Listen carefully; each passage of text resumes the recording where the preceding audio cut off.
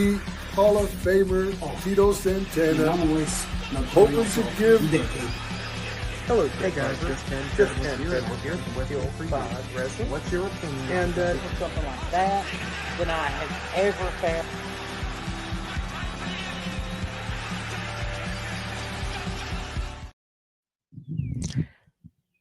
Welcome back to Till 5 Wrestling. I'm the notorious ATB here in the Bird's Nest, That's right. enjoying a nice, beautiful view out the living room here. And I'm curious about who we should cover because I don't want to do 5 regular segments. No, I think we need to do something a little different. You know, we're live at the Bird's Nest. I think it would be cool and fitting if we use somebody kind of like Toucan Sam that had a big beak. Coco Beware? No, we're not going to do Oh. Coco. We're not going to do Coco. Owen Hart. No, even though he is a 2-time Slammy Award winner and I'm a 2-time Dundee Award recipient, we can't use Owen. I got it. Let's use Triple H. Do we have to? I guess we do. Well, it's good that I already made graphics for Triple H weeks ago. So his career started in WCW, I believe. Oh, that's right. There we are. WCW error. Yeah, it was kind of an error. It was They an only error. signed the guy for a year. He had trained at Killer Kowalski School in In the early 1990. 90s. Yep. Eventually, In in the early 94, signed a 1-year deal with WCW. Wrestled as Terrorizing, defeating Kenneth Cole and a bunch of other I thought it was jobbers. Keith Cole. Keith Cole, whatever. Yeah. And then he became John Pierre Lafitte. He had joined William Regal and the Blue Bloods. Had a brief feud with Alex Wright. Yeah. Used the pedigree as his finisher. And after a year, decided he didn't like it. Decided to move on. Couldn't speak with a French accent. That was pretty funny. Yeah. Now, if you're someone who's needing to move on and might be moving into a new home, perhaps you need to see our good friends at Stover's Liquidation for some home improvement and home renovation items. You know, they've got all the flooring and cabinetry that you could need. Some nice selection of stoves that they've got in recently. I did notice that last time I was down there at their 481 Tulsa Road location in Oak Ridge, Tennessee. Now, if you're not able to make it down there in person on Monday through Saturday from 8 a.m. to 6 p.m., or you're not somebody who's going to shop online at stoversliquidation.com, you could always call them, I guess, right? You can always call the Oak Ridge location at 865-523-4449. But if you're closer to Cookeville, you can visit them at 452 West Broad Street in Cookeville, Tennessee, or you can call them at 931-526-2591 and tell them Till 5 sent you. Now, after Triple H left WCW, he went into the WWF and signed just 3 months after he left WCW. Wasn't too long. April after. of '95. Yep. He comes in with beautiful women every week as his managers. Defeating jobbers, goes on an undefeated streak for a couple months, eventually losing that to Taker at Survivor Series that year. Yeah, which is a heck of a person to lose your streak to. Now, he did go into WrestleMania and get squashed. He did. By the Ultimate Warrior. He did during that time get squashed by the returning Ultimate Warrior. And he blamed it on his recent valet, Stable. Right. And there was another recent signing there, Mark Marrow. Who defended Sable. And who Hunter Hearst Helmsley at the time would go on to defeat Marrow to win his first Intercontinental. Yeah, they would have a good little rivalry, though. They had some great matches. I enjoyed it. Yep. And that is, Sable was Rena Marrow. And also around that time, the curtain call happened. Yeah, Triple H, he was rising really quick. Now, they say because the curtain call happened is why Stone Cold Steve Austin won the King of the Ring and not Hunter Hearst Helmsley.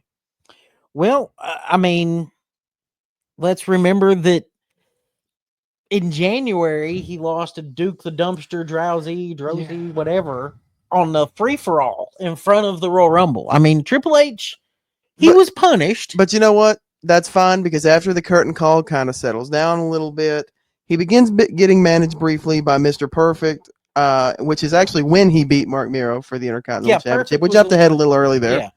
Yeah. And he held the title for about 4 months before dropping it to Rocky Maivia on Thursday, Raw Thursday. Yeah, the same night that Shawn Michaels lost his smile. February 13th, 1997. Yeah. From there, he's briefly accompanied by Mr. Hughes, not Theo Hughes, Mr. Hughes. Yeah. Started a feud with Goldust, and it was around that time that China would become his manager. Yeah, and that was the end of him being Hunter Hearst Helmsley. Yep. And from there, he became more of a degenerate with an attitude after he won the King of the Ring in 1997. Defeated Mankind in the finals. Yeah, we smashed his crown on Mankind's head. Yep. Like, it was great to see this. It was the Attitude Era. It fit perfect. And a little later that year, China, Shawn Michaels, and Ravishing Rick Rude formed D-Generation X. That's right. Yep. And it was I loved DX. It was so much fun. You had complete thorn in the side of Sergeant Slaughter. I thought was amazing. I loved the European title win. Yep. The feud with the Hart Foundation. The original finger poke of doom. Yep. As some people like to refer to it. Won his first European championship that way. By bouncing off the ropes and dropping on Shawn Michaels, who laid down. Yeah, and then he won his second European title, defeating Owen Hart in January 98. And like I said, always just continuously messing with Sergeant Slaughter. He had a good rivalry with Owen there at the start of 97. And then at the beginning of, go ahead. Yeah, March of 97, that rivalry with Owen wraps up. That's the same year, or 98 rather. Yeah, 98. 98. He wraps up the rivalry with Owen. Shawn loses the world title and goes away. And that next night, Triple H gets to take over as the leader of D-Generation. So he becomes the leader, and he brings in X-Pac, and he brings in the New Age Outlaws. Yeah, who had been like DX adjacent for a few months. Yeah. And they whoop, whoop. They fight the corporation for a little while as faces. Eventually, they join the corporation. He marries Stephanie McMahon in a drive-through wedding during this time. He turned heel officially in 1999 and won his first WWE championship, defeating Mankind in August 99. So there we are again, 2 years later, defeating Mankind. Was that SummerSlam? I believe so. Yeah. Yeah, with Ventura as the ref. No, it was the night after. The night after. Ventura had helped Foley keep the belt. That's right. Yeah, and Triple H got his revenge the next night.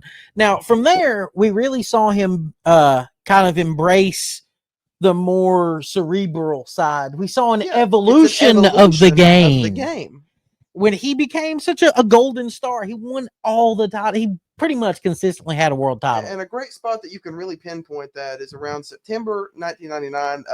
He won his second world title at Unforgiven in a six-pack challenge that had British Bulldog, Big Show, Kane, The Rock, and Mankind.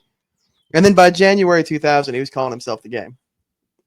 That's where we... he knew how to play the game.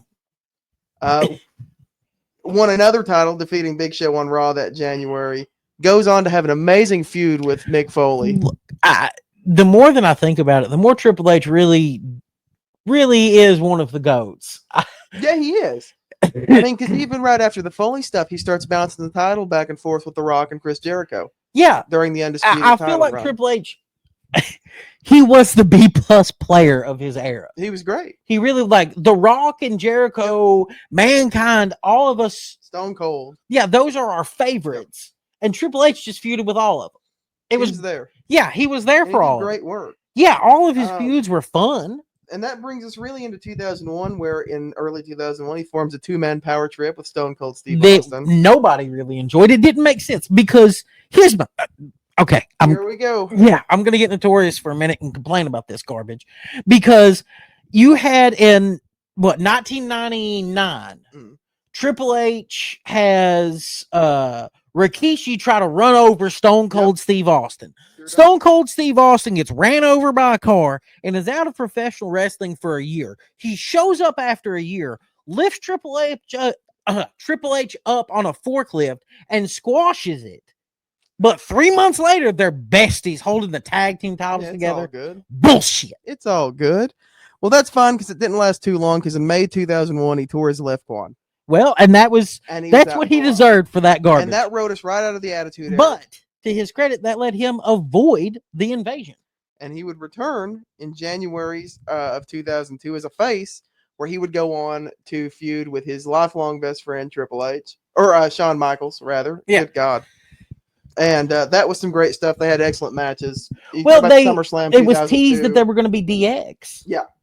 You had that, or that they were going to be the NWO. Sorry. And then it was teased briefly that they were going to be DX. You had this. Triple H was going to join the NWO, and then the NWO fell apart, and they kept firing people. And that's best friends, bitter enemies. So the SummerSlam 02 match was fantastic. Well, you you aren't old enough to remember Yeah. the fun of this night. So I remember seeing this moment that you thought DX was going to reunite. Right. And you get them both out there. You get Triple H is out there ready to celebrate, and then Shawn is nowhere to be seen. You go backstage, and Shawn's bloodied. He's been thrown into a window. Yeah. What's happened here? Who attacked Shawn Michaels? And it was great television for a little bit. Who could it be? There's a lot of guys. Yeah, it was. And then it was revealed that it was Triple H because he didn't want to team with Shawn anymore. Yeah. He didn't want DX back. He didn't want it. He wanted to do his own thing. Yeah. And then SummerSlam, they have a classic. Shawn's first match in years. Yep. And it is a bona fide classic street fight between the two of them. Starts off Shawn's redemption run. Yeah. And that starts off the rivalry between the two of these guys. Yep. Because you get into December and Triple H wins another world title by beating Shawn, who had won it in elimination. Well, it was also around that time towards the end of 2002 where Evolution formed with Randy Orton, Batista, and the Nature Boy Ric Flair. Well, he didn't want to be a degenerate. He wanted to evolve. And so do you know what that capped off? What? The great and powerful Triple H reign of terror through the Ruthless Aggression era on Raw. It was painful to watch. I kept hoping the only time in my life I wanted Bully Ray to win the world title was against Triple H. Yeah. I was like, let Bubba Dudley have it. I don't care. Anybody but. Yeah. And he was beating everybody. He was feuding with pretty much anybody. Literally everybody. Beat Booker T, beat Scott Steiner. That's who really should have ended the reign was Booker T. I agree. But I digress. People like you don't beat people like me. No. So of course, as this goes on, Evolution ends with them turning on Randy Orton because, of course, he wants a world title. Yeah. Not too long after that, Batista's drafted to SmackDown, turns on Evolution, and Ric Flair and Triple H stay together for a month or two after that, but they kind of go their separate ways as well as Flair turns face around that time. For me, the joy of Evolution is lost on the horror that was Triple H's Reign of Terror. The Reign of Terror, yeah. Because that takes you through a good chunk up until 2006, really. Yeah, you get like a 3.5-year run of Triple H as the top dog and never losing. People want to say, spoiler, Cena wins. Spoiler, Triple H won. So Triple H becomes the game. He becomes a face for a little while. And, of course, in 2006, finally, we get the DX reunion that we all wanted. They terrorized Vince and Shane. Yeah, because they great TV. Vince loves cock everywhere. Yeah, Vince. They even had the T-shirt. They did that. They dumped a porter potty crap all over him in the ring. Like it was just terrible. He shoved his head in Big Show's ass. Sent the Spirit Squad back to OVW. Yeah. Stan. Yeah. Shawn Spears, Stan, Ty Dillinger, whatever you want to call him, like Denver Dave. You know, there's all sorts of different names. And eventually that fades off. And between 2007 and 2009, he had multiple world title runs on Raw and SmackDown, feuded with Jeff Hardy, John Cena, Edge, Undertaker, you name it. And even though he had been having this position of power, right after that, it was time for him to step up and to improve his status in the business. Yeah. And if you're somebody who's doing some home improvement, perhaps you'd like to see our good friends at Stover's Liquidation. They're open from 8 a.m. until 6 p.m., Monday through Saturday. They are closed on Sundays. They're available 24 hours online at www.stoversliquidation.com. Or you can catch them in Oak Ridge, Tennessee at 481 Tulsa Road. Give them a call at 865-523-4449. Or if you're in Cookeville, Tennessee, call them at 452 West Broad Street and 931-526-2591.